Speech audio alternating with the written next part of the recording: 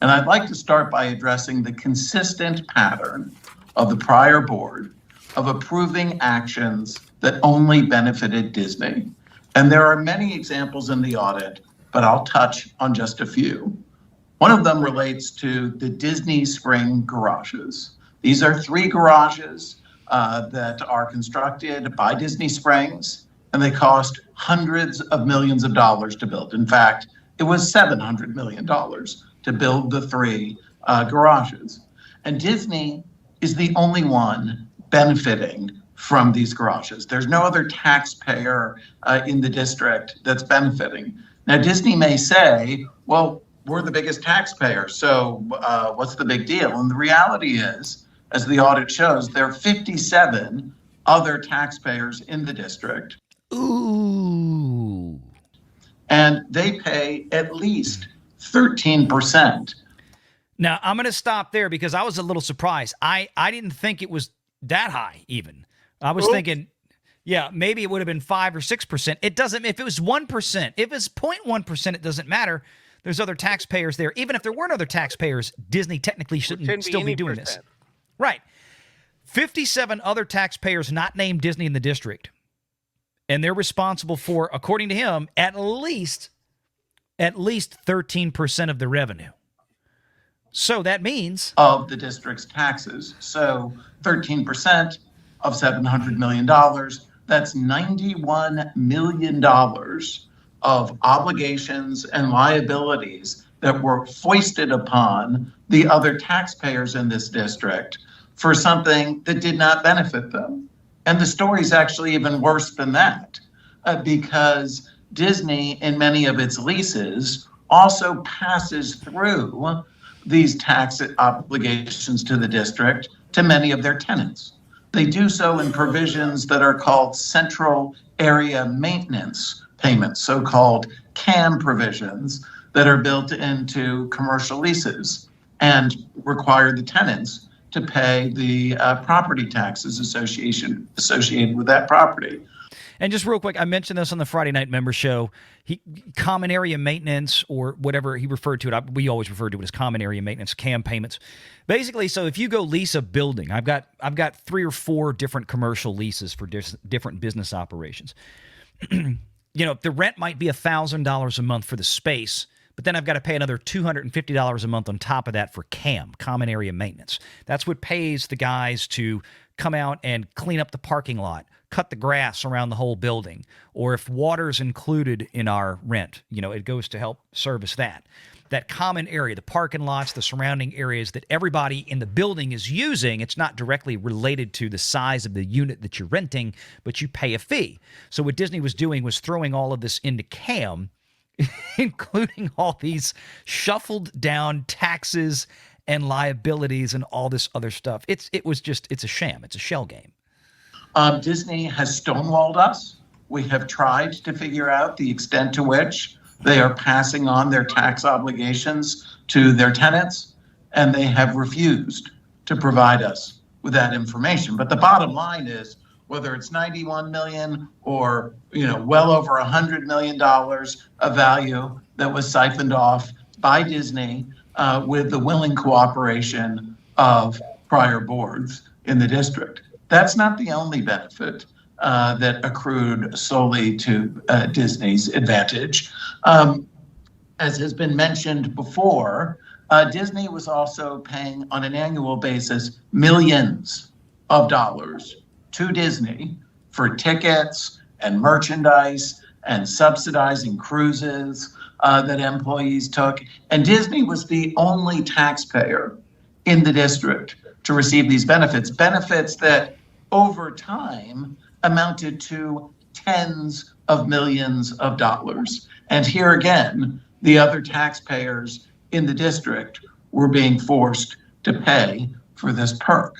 It was also pernicious, those passes, because they created, in so-called discounts, the illusion that Disney was doing something to benefit the employees. But the passes were paid for not by Disney, but by the taxpayers in the district.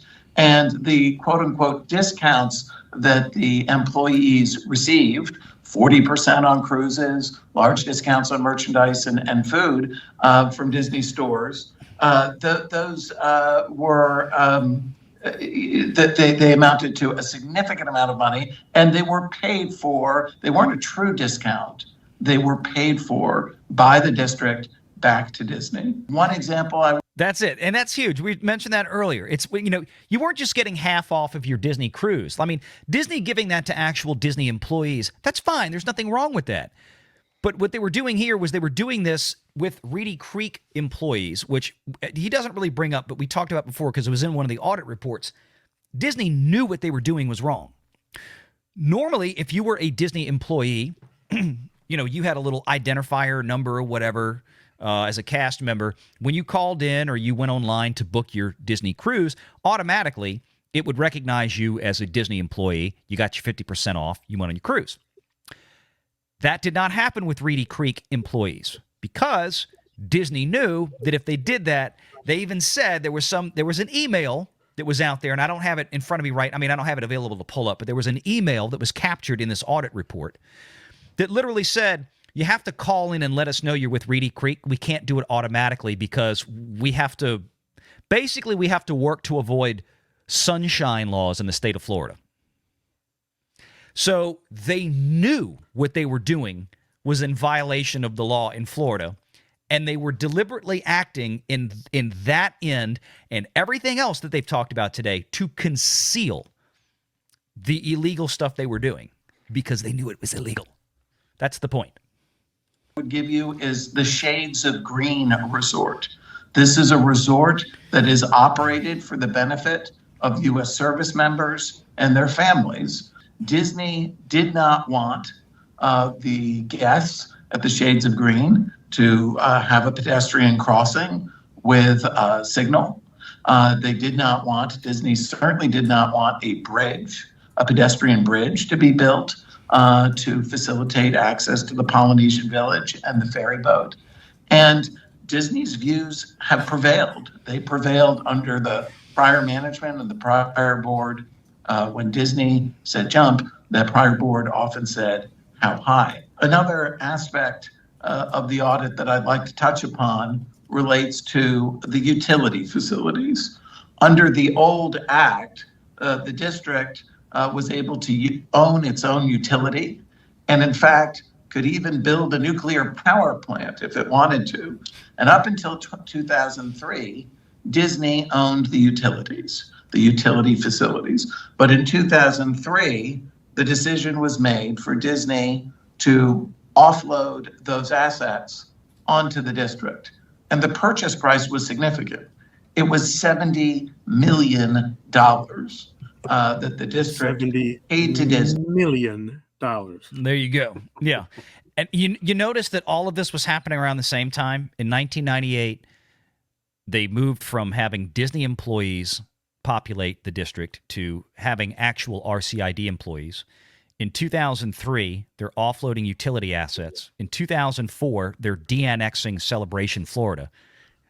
You notice this is all happening within the same 5 years or so. They're realizing they're trying to do a whole bunch of CYA, while this is going on because they know it's bad. In 2003, financed by bonds, and as far as we can tell, financed by bonds. Here we go. MSRB. Based on the investigation that was taken in connection with the audit, there was no evidence of any formal evaluation process. Obviously, in a transaction worth $70 million, one would expect to see due diligence, to see a formal valuation process, and there was none of that. Screw it. Put it on the Amex card. It'll be fine. That we've been able to find any evidence of, and it would be highly irregular for a transaction of this magnitude to proceed without any of those safeguards. As you may know, to be a board member under the prior regime, the board members had to own land. Well, Disney would give them the land that would permit them to serve and fulfill that requirement. And Disney would give it to them for the period of time while they were board members.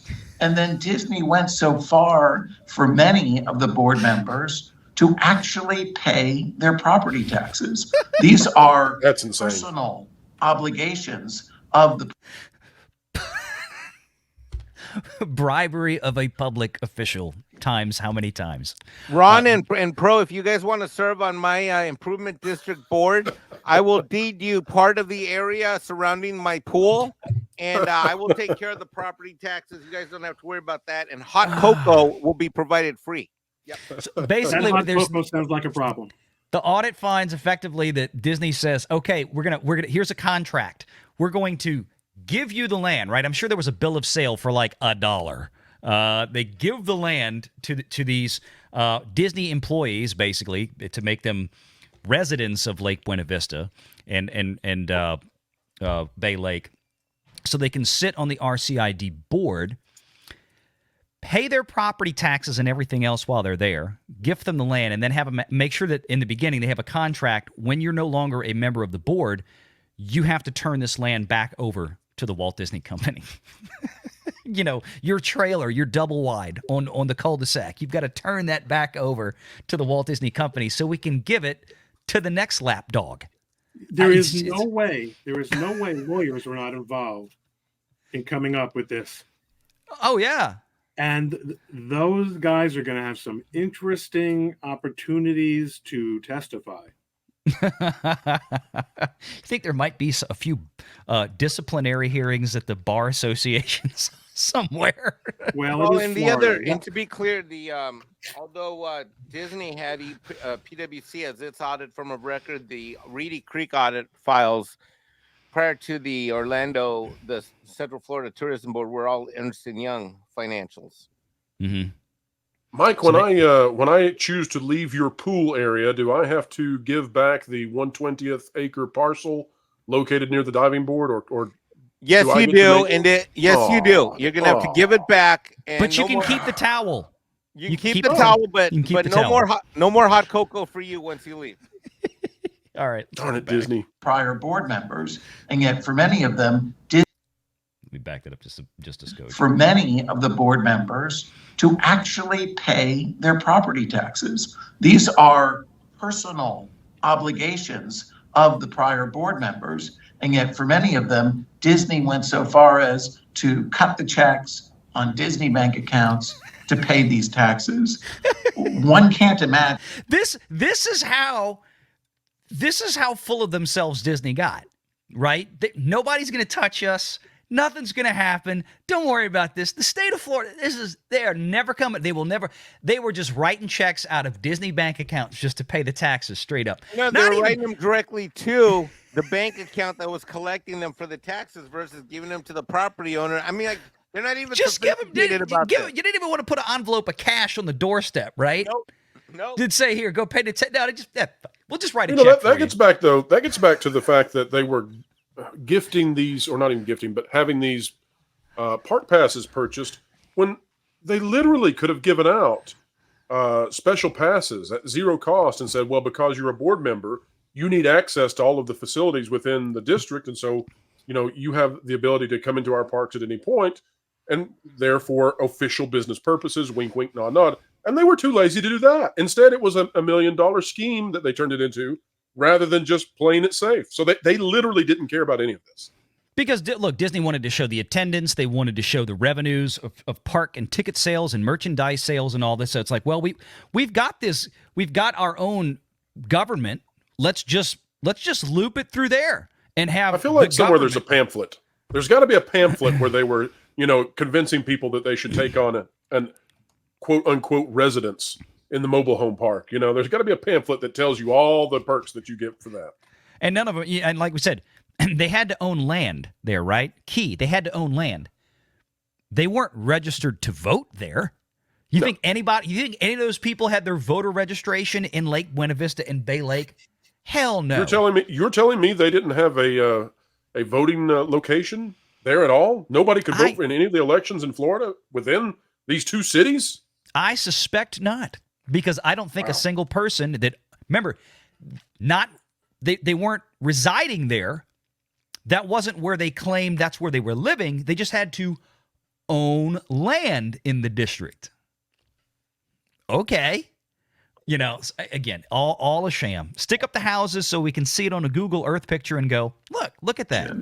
It really, in any other part of the country, a private regulated entity paying the personal taxes of a city mayor, a council member, it's just extraordinary. And that is what happened. It's hardly surprising that in a governmental system where they could avoid hundreds of millions of dollars of impact fees as they went on a building spree, the Disney wanted to try to preserve that type of sweetheart arrangement. And they did so by entering into a series of 11th hour deals to try to extend the status quo. They entered into a development agreement, which purported to confer on Disney the ability to decide what was going to be built in the district. They entered into a restrictive covenant agreement, which purported to restrict the district's ability to use its own property. What he's referring to is what we discussed a little bit earlier, right? This is when the Disney at the 11th hour came in before their Reedy Creek puppet board was escorted out the building, as it were, by the state of Florida and replaced with the new Central Florida Tourism Oversight District. And Reedy Creek was terminated. They tried to effectively use homeowners association rules and enter into a private contract with RCID. Of course, the entire thing was, once again, just like 1967, the whole arrangement was written by Disney lawyers. And we even had the emails. We covered this in videos where the Disney lawyer just sent, look, here, this is what you need. We need you guys at Reedy Creek to sign this. You know, and they even asked the guys, like, should we take the Disney name off of this thing? So he's like, yeah, probably would look better optically if my name isn't on that, since I'm Disney's chief lawyer. Just put your name on there. There's in a freaking email that came out. It's again, the hubris. It's so stupid. You know, it's like we can do whatever we want. Nobody will ever find out. Nobody's going to go after us, blah, blah, blah. That's what he's talking about here. Make sure you're subscribed to Valiant Renegade and join us every Sunday at 6 p.m. Eastern for the live show.